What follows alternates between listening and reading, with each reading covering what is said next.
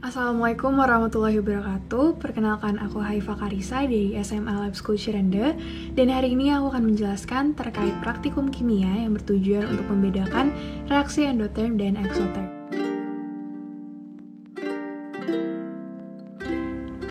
Endotherm sendiri adalah proses menyerap kalor, di mana kalor akan disalurkan oleh lingkungan ke sistem. Sementara exotherm sendiri adalah kalor yang dihasilkan oleh suatu proses pembakaran yang memindahkan kalor dari sistem ke lingkungan, atau reaksi menghasilkan kalor. Jadi, langsung aja yuk kita lihat prosesnya. Untuk percobaan pertama, kita membutuhkan secukupnya sitrus, gelas kaca, pengaduk, dan 500 ml air. Bahan-bahannya bisa teman-teman temukan di rumah loh, pastinya mudah kan? Nah, untuk pertama-tama siapkan gelas kaca lalu tuang air yang telah disediakan ke dalam gelas. Hati-hati ya, jangan sampai tumpah. Untuk mengukur suhu awal, teman-teman bisa rasakan saja suhu luar gelas menggunakan tangan. Kemudian, masukkan sitron ke dalam gelas yang telah berisi air.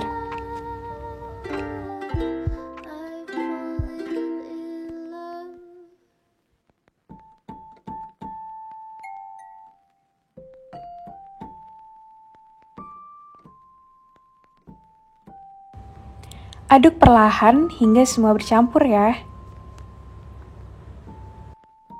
Kemudian, ukur kembali suhu setelah dimasukkannya sitron ke dalam air. Nah, apakah ada perbedaan suhu? Tentunya ada teman-teman, jadi hasil percobaan kali ini adalah reaksi endotherm, di mana energi yang dapat diamati akan terjadi penurunan suhu sebagai hasil reaksi karena sitron akan menyerap kalor yang ada di gelas. Setelah reaksi selesai, suhu campuran akan kembali ke suhu kamar.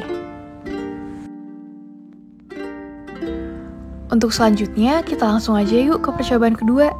Nah, percobaan kali ini juga simpel banget nih. Kita hanya memerlukan secukupnya deterjen bubuk, gelas kaca, pengaduk, dan 500 ml air. Nah, untuk langkah-langkahnya sendiri cukup dengan melakukan step-step di percobaan pertama ya. Tapi, perbedaannya kali ini kita akan menggunakan deterjen bubuk.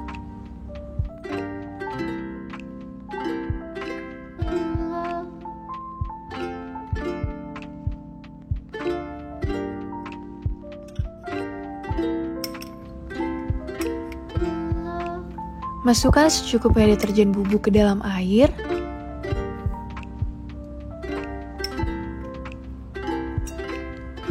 Lalu aduk hingga tercampur merata.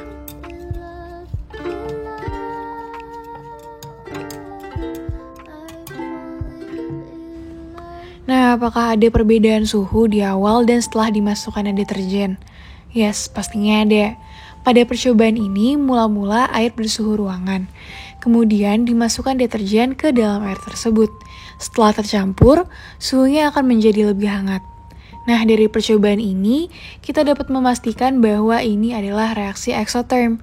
Karena reaksi exotherm adalah reaksi kimia dengan sistem melepaskan kalor.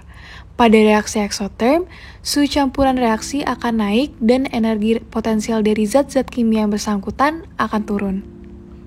Sehingga sistem melepaskan kalor ke lingkungan.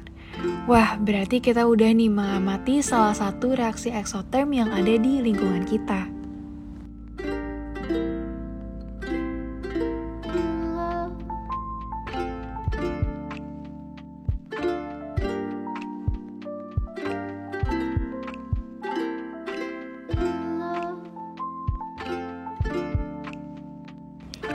Untuk step-stepnya adalah pertama-tama siapkan piring kaca lalu letakkan lilin yang telah menyala di tengah piring. Lalu tuang air berwarna ke dalam piring.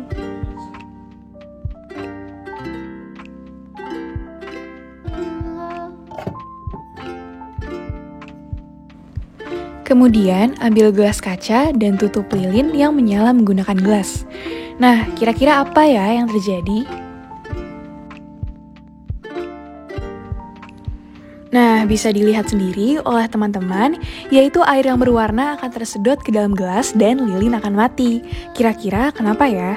Jadi di dalam proses pembakaran dibutuhkan oksigen. Namun, dalam ruangan tertutup, oksigen pun akan terbatas, sehingga saat ditutup dengan gelas, api akan meredup dan mati karena kadar oksigen tidak cukup untuk melakukan pembakaran. Nah, selanjutnya karena volume akan sebanding dengan tekanan, maka tekanan di dalam gelas pun akan mengecil. Karena tekanan di luar lebih besar dibandingkan di dalam gelas, menyebabkan air yang ada di sekitar gelas terhisap ke dalam. Wah, ternyata keren ya eksperimen ini, maka hal ini termasuk ke dalam reaksi endoterma. Nah, sekarang aku akan menjelaskan terkait percobaan terakhir kita nih teman-teman. Yang kita butuhkan hanyalah 1 buah lilin, beberapa buah es batu, dan 1 buah piring kaca. Langsung aja kita mulai yuk percobaannya. Pertama-tama, letakkan beberapa balok kecil es batu ke atas piring. Nyalakan lilin, lalu letakkan piring yang berisi es batu ke atas lilin.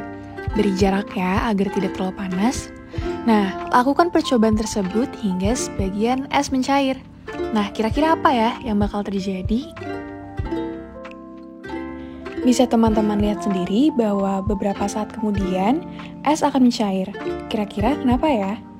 Karena es batu akan menyerap kalor dari lilin, sehingga reaksi ini akan terjadi reaksi endotherm. Nah, sekian percobaan kali ini. Semoga bermanfaat ya. Wassalamualaikum warahmatullahi wabarakatuh.